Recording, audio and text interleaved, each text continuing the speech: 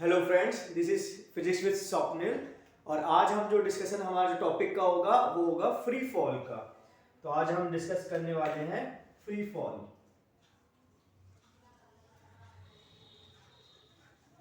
इस free fall topic में 4 points हम आपको बताएंगे जो आपको याद रखने हैं। The 4 point you must know plus numerical करेंगे। ठीक है, तो फ्री फॉल की पहले बात करते हैं। फ्री फॉल है क्या? जैसे ये मार्कर है और ये फ्री फॉल किया। फ्री फॉल मतलब केवल अर्थ का फोर्स लगेगा। अगर ये मार्कर मेरे हैंड में है तो मेरे एक हैंड के द्वारा नॉर्मल फोर्स भी लग रहा है, तो ये फ्री फॉल में काउंट नहीं होगा। तो केवल अगर अर्थ का फोर्स लगे तो क्या बोलते हैं? Free fall. अब जब हम देखते हैं कोई ऑब्जेक्ट अगर हमने ड्रॉप किया, जैसे मार्कर हमने ड्रॉप किया और ये मार्कर आ रहा है, तो मार्कर जब आ रहा है तो हम ये देख रहे हैं कि मार्कर की स्पीड लगातार बढ़ रही है। देखिए यहाँ स्पीड क्या थी? 0 थी, लगातार स्पीड बढ़ी है, लगातार। ठीक है, एक ही स्पीड से नहीं आता। कोई भी फ्री फॉल करता है लगातार उसकी स्पीड क्या होती है? बढ़ती है। लेकिन हम ये अभी प्रूफ करेंगे और ये देखेंगे कि जिस रेट से स्पीड बढ़ रही है वो हमें पता है। वो जो वैल्यू होती है सरफेस में, नियर द सरफेस, वो होती है 10 मीटर पर सेकंड स्क्वायर। मतलब अभी इसकी वेलोसिटी अगर 0 है तो 1 सेकंड बाद इस मार्कर की स्पीड क्या होगी?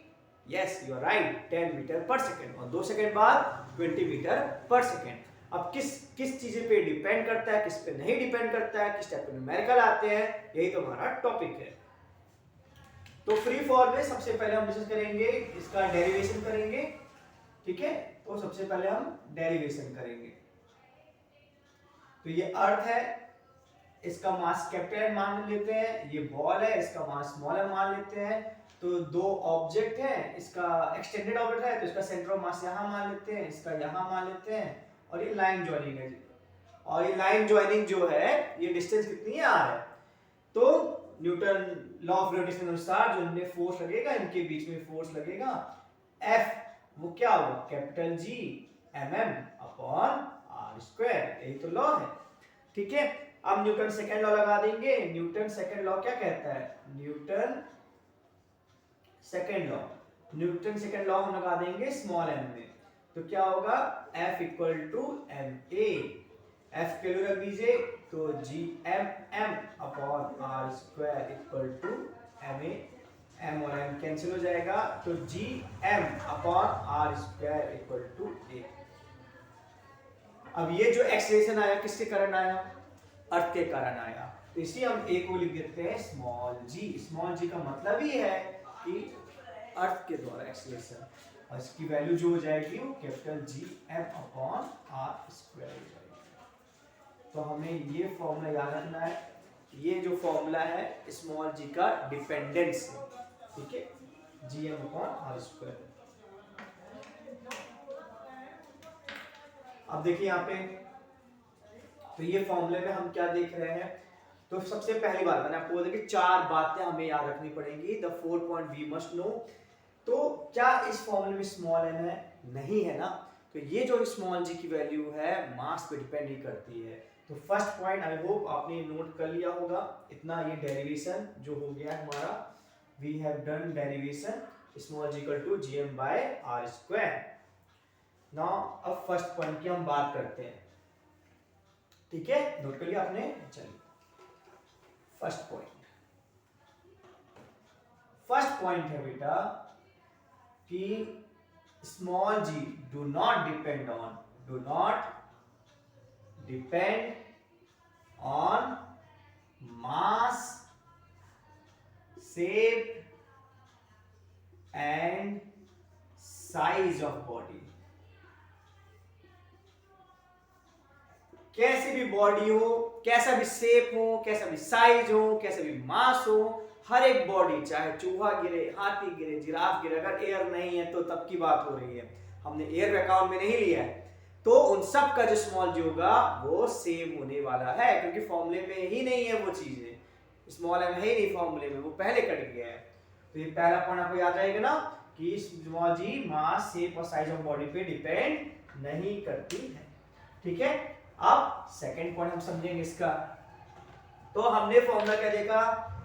हमने जो फॉर्मूला देखा, डिराइव किया था, small g equal to Gm by क्या किया था? r स्क्वायर, है ना। हमने gm/r² हमने फॉर्मूला डिराइव इसका किया था, ठीक है। अब हम अपने से क्या कर देते हैं, 4/3 पाई r अपने से मल्टीप्लाई और डिवाइड करते हैं, 4/3 पाई r। तो ये 4/3 पाई r क्यूब क्या हो जाएगा, वॉल्यूम ऑफ स्फीयर। ये पूरा क्या हो जाएगा हमारा, वॉल्यूम ऑफ स्फीयर। अब ये mass of planet upon volume of sphere क्या हो जाएगा, जैसे अर्थ है स्फेरिकल है तो उसका मास अपॉन वॉल्यूम क्या होता है, डेंसिटी। तो कैपिटल जी डेंसिटी 4/3 पाई r, ठीक है। तो जो अब ये कैपिटल जी जो है यूनिवर्सल ग्रेविटेशन कांस्टेंट है वो तो सेम है, 4/3 भी एक नंबर है, सेम है, पाई भी नंबर है। तो ये जो जी हो गया इसकी डिपेंडेंसी हो गई वो density of planet into radius of planet, ठीक है, इस पे डिपेंड करेगा। It is proportional to density of planet into radius of planet. जिसका प्रोडक्ट, जिस प्लैनेट का प्रोडक्ट ये ज्यादा होगा, डेंसिटी इनटू रेडियस, उसका जी क्या होगा, ज्यादा होगा, ठीक है। नोट कर लीजिए, ये जो स्मॉल जी है वो प्रोडक्ट पे डिपेंड करता है प्लैनेट के, कौन सा प्रोडक्ट पे, डेंसिटी ऑफ प्लैनेट और रेडियस ऑफ प्लैनेट, ठीक है। नोट कर लिया। अब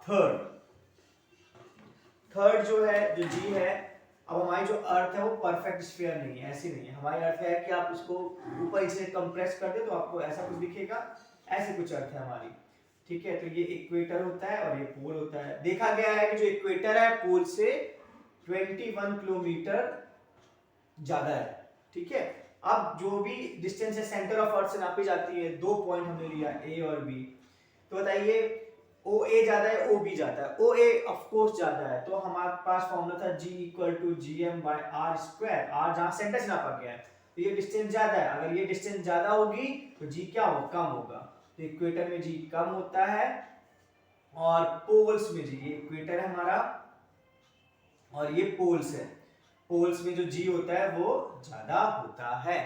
अब क्योंकि बच्चा वेट जो होता है वो mg होता है, मास तो चेंज होता नहीं, g चेंज हो रहा है, तो इक्वेटर में वेट कम होगा, पोल्स में वेट ज्यादा होगा। अगर कोई इक्वेटर से पोल जाएगा तो उसका वेट बढ़ जाएगा, ठीक है, क्योंकि g डिपेंड करता है distance from the centre of earth. हमारी अर्थ ऐसे, इसको बोलते हैं ओब्लॉइड स्फीयर, ओके, ठीक है। ये था हमारा थर्ड पॉइंट। अब लास्ट पॉइंट, इस पे और डिपेंड करती है, 5 पॉइंट्स आते हैं, ओके। इसके बाद एक और होगा, ठीक है, नोट कर लिया आप लोग ने। अब नेक्स्ट जो है हमारा फोर्थ पॉइंट है, अगर हमने ये अर्थ बनाई और ये हिल है, फ्री फॉल का इमेज क्या था, फॉल, ठीक है, और ये सरफेस है बेटा, ये सरफेस है, और ये मान लेते हैं माइन है, माइन जानते ना, खदान वगैरह, कोयले की खदान वगैरह, और ये सेंटर ऑफ अर्थ है, ठीक है। इसको मार्कर से लिख देते हैं। ये आपका हिल टॉप हो गया, हिल टॉप, और ये सरफेस हो गया, और ये माइन हो गया, माइंस, और ये हो गया बेटा centre of earth, centre of earth. तो हम जानते हैं कि जैसे जैसे डिस्टेंस सेंटर से बढ़ती है तो कम होता है, ठीक है, स्मॉल जी वैल्यू कम होती है, क्योंकि स्मॉल जी फिर से हम देख लेते हैं क्या होता है, gm/r²। ऊपर है तो कम होगा, तो ऊपर जाएंगे तो g कम होता है। सरफेस में जो g की वैल्यू होती है वो 9.8 मीटर पर सेकंड स्क्वायर होती है, और यही वैल्यू मैक्सिमम होती है। अब लोग मैक्सिमम सर वो तो यहाँ चाहिए, आर यहाँ कम होता है सेंटर से लेते हैं, नहीं, ऐसा नहीं होता। इसमें सेल थ्योरी होती है, सेल थ्योरी की वजह से हम ये नहीं ले पाते हैं। तो यहाँ पे भी हम ऊपर जाते हैं तो जी घटता है, और नीचे जाते हैं तब भी जी घटता है। ऊपर जो जी घटता है वो नीचे मुकाबले 2 टाइम ज्यादा घटता है, ठीक है। नीचे इतना ज्यादा नहीं घटता जी जितना ऊपर आने में घटता है जी, ये भी इंफॉर्मेशन है, ठीक है। और सेंटर में जी की वैल्यू क्या होती है, 0 हो जाती है। तो ये हमें याद रखना है कि ऊपर जाने पे जी तेजी से घटता है, नीचे जाने में जी थोड़ा सा धीमे से घटता है, लेकिन घटता दोनों तरफ है, ऊपर नीचे जाने में। और सरफेस पे मैक्सिमम होता है 9.8 मीटर पर सेकंड स्क्वायर, और सेंटर ऑफ अर्थ में स्मॉल जी की वैल्यू क्या होती है, 0 होती है। ठीक है, नोट कर लीजिए ये फोर्थ रब कर दें। Okay, now the last point जो हमारा है फिफ्थ पॉइंट है रोटेशन ऑफ अर्थ। हम जानते हैं कि अर्थ रोटेट करती है अपने एक्सिस के अबाउट, उसका एक्सिस इंक्लाइंड है, ठीक है, अपने एक्सिस के अबाउट रोटेट करती है, तो रोटेशन में फर्क पड़ता है, पोल्स में फर्क नहीं पड़ता, इक्वेटर पे फर्क पड़ता है। ठीक है, जितना तेजी से अर्थ रोटेट करेगी उतना ही जी घटता है, ठीक है, जी कम होता है इक्वेटर में अर्थ रोटेशन से। तो अगर अर्थ 17 टाइम्स ओमेगा अर्थ का बढ़ जाए, किसी कारणवश बढ़ जाए, तो जी की जो वैल्यू हो जाएगी वो 0 हो जाएगी। अगर 17 टाइम्स ओमेगा बढ़ गया, ओमेगा मतलब एंगुलर स्पीड अगर बढ़ गई तो हमारा जी 0 हो जाएगा, मतलब हम लोग जस्ट सरफेस को छोड़ने ही वाले होंगे, अर्थ के सरफेस को, ऐसा कंडीशन की। तो आई होप आपको पांचों ये पॉइंट्स जो मैंने बताया एक्सेशन के आपको याद रहेंगे, बहुत इंपॉर्टेंट है। जैसे कि मैंने अपने प्रीवियस वीडियो में ग्रेविटेशन फोर्स के बताए थे, कितने पॉइंट्स बताइए, नहीं देखा तो जरूर देखिएगा, 8 पॉइंट्स थे, और यहाँ पे ये 5 पॉइंट्स आपको याद रखने हैं। ठीक है,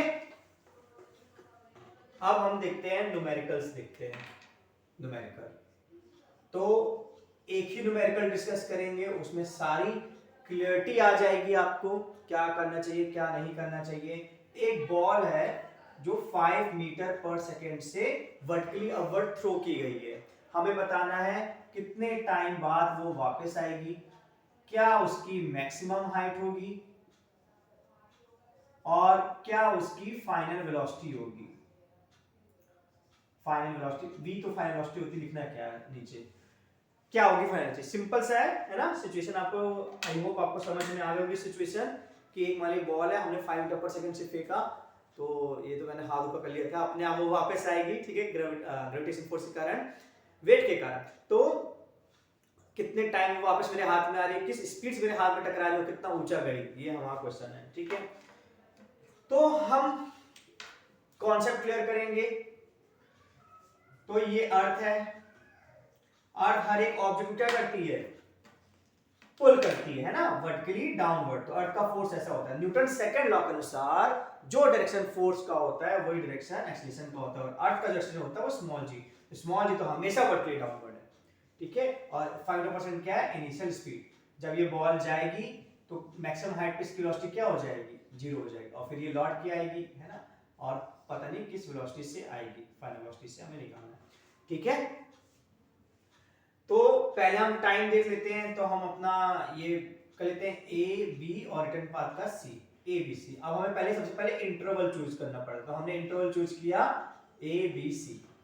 अब इसमें बहुत इंपॉर्टेंट होता है साइन कन्वेंशन, आप किस डायरेक्शन को पॉजिटिव मान रहे हो वो आपके ऊपर है। मैंने चलिए ऊपर वाले डायरेक्शन को पॉजिटिव माना, जो जो ऊपर वाले डायरेक्शन होगा मैं प्लस साइन लगा दूंगा, और जो जो नीचे जाएगा मैं माइनस साइन लगा दूंगा। कभी कोई कंफ्यूजन नहीं होगा अगर साइन कन्वेंशन लेंगे, तो हमेशा सोचते रहेंगे प्लस जी लूं माइनस जी लूं, तो ये चक्कर ही खत्म हो जाएगा। आप हमेशा ऊपर डायरेक्शन को पॉजिटिव मानिए, जो ऊपर जा रहे हैं उनको पॉजिटिव लिखिए, जो नीचे जा रहे हैं उनको नेगेटिव साइन दीजिए। ठीक है, अब हमने इंटरवल लिया ए बी सी, इंटरवल लिया, ये इनिशियल पोजीशन थी, फाइनली वो वापस हाथ में आ रही है, तो इनिशियल फाइनल पोजीशन क्या है, सेम है, तो हमारा डिस्प्लेसमेंट कितना हो जाएगा, 0 हो जाएगा।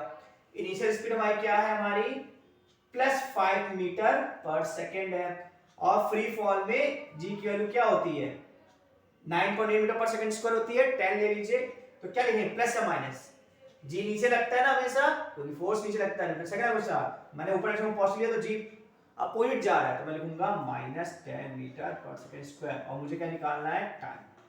तो ऐसा इक्वेशन ऑफ मोशन सोचिए जिसमें चारों चीजें आती हो, तो ये होगा s = ut + ½ at²। ठीक है, लेकिन ये जो इक्वेशन होता है विदाउट साइन होता है, हम साइन खत्म करेंगे, तो s 0 पुट कर देंगे, तो u हो जाएगा +5t + ½ - 10t²। अब इस माइनस साइन को 2 1 जा 2 5 जा हो जाएगा, -5t² को यहाँ जाएगा तो +5t² हो जाएगा, तो 5t² = 5t, t और t कैंसिल, तो t = 1 सेकेंड, 1 सेकेंड में बॉल हाथ में वापस। देखिए कितने अच्छे नेचर के लॉज है ना। हम फ्यूचर प्रेडिक्ट कर सकते हैं कि यार कितने टाइम बाद बॉल आएगी हमारे हाथ में, है ना। सब कुछ नेचर के लॉ के अकॉर्डिंग चलता है।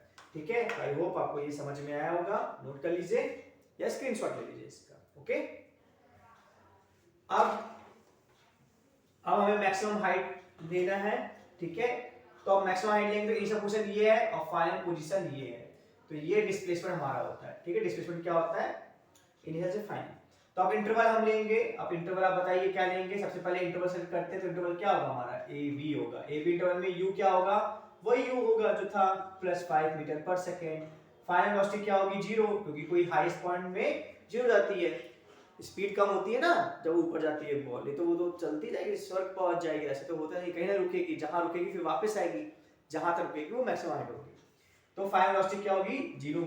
अब हमें डिस्प्लेसमेंट ही निकालना है, और एक जी की वैल्यू क्या होती है, क्या होगी, प्लस या माइनस। हमने ऊपर एक्शन को पॉजिटिव लिया है, जी तो नीचे लगता है, तो -10 मीटर पर सेकेंड स्क्वायर।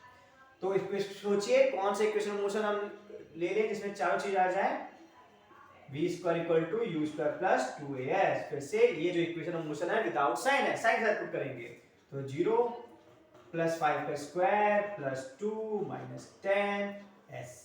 ठीक है, तो ये 20 हो जाएगा, यहाँ जाएगा तो ये 20s हो जाएगा, ये 25 हो जाएगा, तो s की वैल्यू 25/20 हो जाएगी, 12.5, तो ये आ जाएगा 1.25। और यही क्या होगा, h मैक्सिमम। देखिए प्लस आया ना अपने आप, जो चीज हमें निकालनी पड़ती है उसका साइन ही लगाते हैं, और प्लस आना चाहिए ना, इनिशियल पोजीशन ये है, फाइनल पोजीशन ये है, और प्लस ही आना चाहिए, तो आंसर सही है।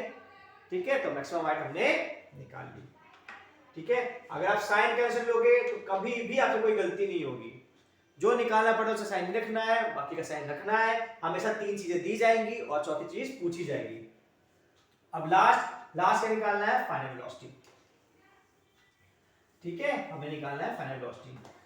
तो फिर से हम इंटरवल ले लेंगे ए बी ए, क्योंकि इसी इंटरवल में तो फाइनल वेलोसिटी आएगी। ठीक है, फाइनली तो सी में आ रहा है A B C, sorry A B C. पिछले भी अगर मैंने ए बी लिया हो तो ए बी सी ले लीजिएगा फर्स्ट वाले में, जब मैंने टाइम निकाला था। तो इनिशियल वेलोसिटी हमें दी गई है +5 मीटर पर सेकेंड। डिस्प्लेसमेंट कितना होगा, 0, क्योंकि इनिशियल फाइनल पोजीशन क्या होगी इस बार, सेम होगी। जहां पे बॉल हमने फेंका वहीं पे वापस आ गई, तो इनिशियल फाइनल पोजीशन सेम। तो ये हो गया, एस हो गया, ए जी की वैल्यू क्या होगी, -10 मीटर पर सेकेंड स्क्वायर। अब बुकों में क्या दिया रहता है कि जब बॉल ऊपर जाती है तो जी नेगेटिव ले लेते हैं, और जब बॉल नीचे आती है जी पॉजिटिव लेते हैं, तो वो अपना साइन चेंज कर लेते हैं। जब ऊपर गई तो उन्होंने साइन पॉजिटिव लिया ऊपर वाली डायरेक्शन में, जब बॉल नीचे आई तो उन्होंने साइन नीचे ले लिया, और ये बताते ही नहीं स्टूडेंट्स को। अब बुकों में ऐसा ही होता है, एनसीईआरटी में एग्जांपल जो है, ऊपर गई तो पॉजिटिव ले लिया, नीचे गई तो नेगेटिव ले लिया।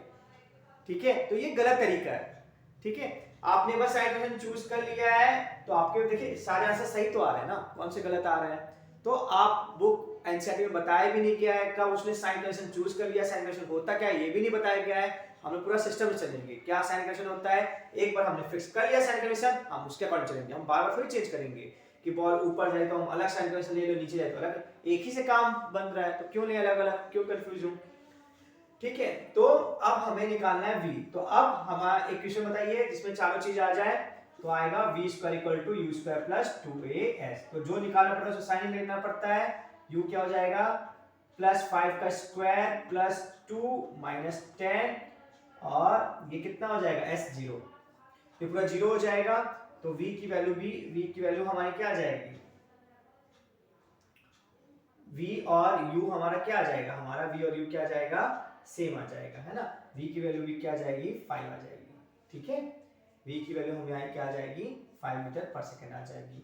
तो हमें क्या समझ में आया, सिमेट्री होती है। सिमेट्री कैसे होती है कि जिस स्पीड से बॉल फेंकी जाती है उतनी स्पीड से बॉल आती है। अगर एयर नहीं है, इन सब में एयर नहीं है, जितना भी हमने डिस्कशन किया है फ्री फॉल में, एयर हम नहीं मानेंगे, क्योंकि अगर एयर आएगा तो ड्रैग फोर्स आ जाएगा, वो हमारा टॉपिक ऑफ डिस्कशन नहीं है।